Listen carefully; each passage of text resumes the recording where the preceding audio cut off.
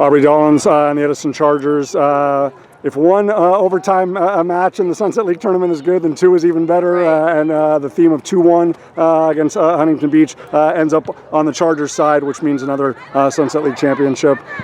As I was saying to Caitlin, obviously I know it was nerve-wracking against Newport, but maybe a blessing in disguise that you ladies found yourself in an overtime situation, not only for tonight, but obviously for the postseason ahead. Just even after they Bailey got the late strike, just for you girls to remain so calm and so composed and know that it's like, hey, we still got a lot of soccer ahead of us and we can create a really awesome memory. Like, just how proud of you of just the way the group just said, hey, the mission's not finished and we're still going to find a way to take care of it. I'm really glad. I mean, I did score the goal to push us to PKs or overtime and then to PKs in Newport Harbor. Yes. And I'm just glad that the team would capitalize on that opportunity to then be here in the first place, to shut the door in Newport Harbor in 5-4 in PKs, and then be here to then not take us to PKs, because that's kind of scary. Absolutely. But like I said, blessing in disguise for the playoffs, right? If you guys end up in that spot, then you've done it many times before already. I remember last year we played LaSalle, we went to PKs, and it was we were a little unprepared and ended up not moving forward. But now we figured it out early, so our PKs worked against Newport Harbor then to put us here. Aubrey, just the trust in the coaching staff, the trust in each other, the belief of this group, right? I saw it last night with Elisa Nogel and San Clemente in their group. Elisa Nogel had a little bit of an underwhelming start to the season, and now they're playing as good as anybody in Southern California, you ladies included. Right. 3 losses and winless in your first 4, but guess what? Now unbeaten in your last 4, 3-0-1, going into the postseason. Just what is it about the character and the grit and the will and the determination of this group that's like, don't define the Edison Chargers based on December, define us based on February? Well, I think that it has a lot to do with the team in general. I mean, anyone can have grit and individually, but to come together as a team and use it together, that's what matters.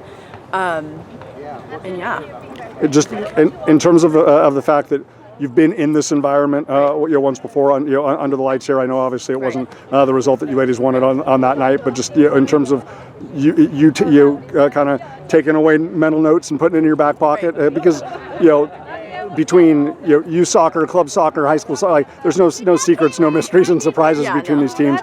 So just in terms of what you learned from there that you were able to apply tonight, because obviously they were coming with pressure, and you and the rest of the group stood up to that for the better part of 75 plus minutes in regulation. How do you feel like you applied what was learned that night, obviously, in much less favorable conditions to what you ladies were able to do tonight? Well, I think that we wanted to come at this game with revenge. I mean, we lost the first time to a controversial call. Right. And, I mean, we came into this game being underdogs. We had nothing to lose. I mean, we can take the risks and we can do whatever to win, but we're almost expected to lose going into it as underdogs. So, I mean, we just need to leave it all out on the field. Right.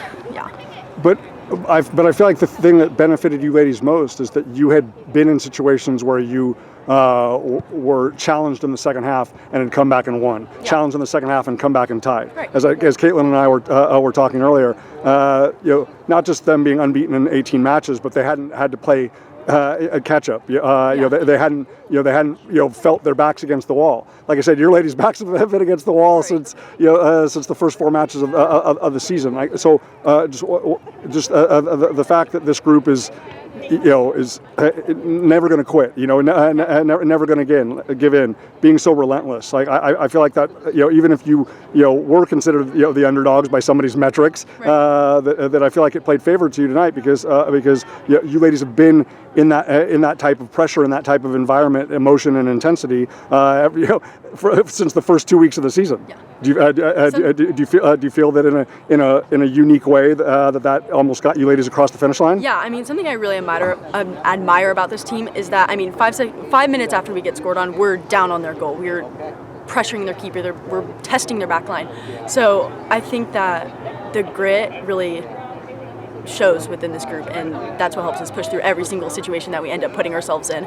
But at least we're able to bounce back, and we're not really feel like we're stuck or we just give up. Most definitely. They didn't give up. They didn't give in, and they gave everybody here a huge thrill to be able to come out on top 2-1, capture another Sunset League championship. And no one is going to want to look on the opposite side of the draw in the Southern Section playoffs and see the white and green and gold of the Edison Chargers. I can promise you that. Aubrey, fantastic job. Well done. Thank you so much.